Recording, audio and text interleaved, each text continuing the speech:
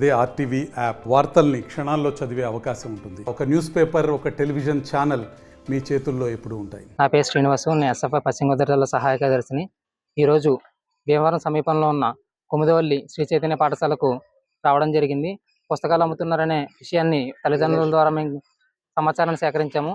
అయితే ఇక్కడికి వచ్చి ప్రిన్సిపల్ గారితో మాట్లాడి ఏవైతే పుస్తకాలు ఉన్నాయో ఆ పుస్తకాలను మేము చూసి ఉన్నత విద్యాశాఖ అధికారుల దగ్గర తీసుకెళ్ళాము. కాకపోతే వాళ్ళు కుర్చీలు కదలని పరిస్థితి మనం చూస్తున్నాం.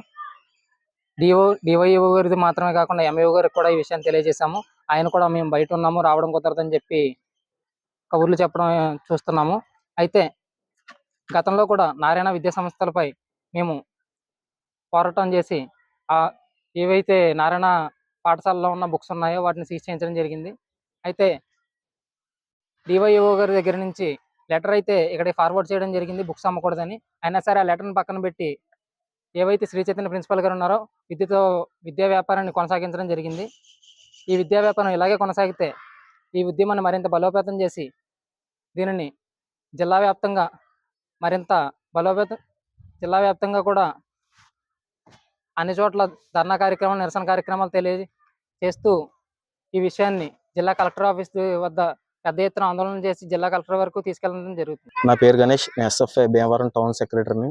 భీమవరం పట్టణంలో ఉన్న కుముదవల్లి స్కూల్ చైతన్యలో పుస్తకాలు అమ్మడం జరుగుతుంది.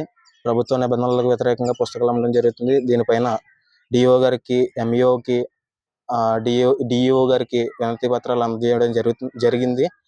అయినా సరే వాళ్ళ ఇన్ఫర్మేషన్స్ ఇచ్చిన స్కూల్స్కి ఇన్స్ట్రక్షన్స్ ఇచ్చినా సరే పట్టించుకోలేని పరిస్థితి స్కూల్స్.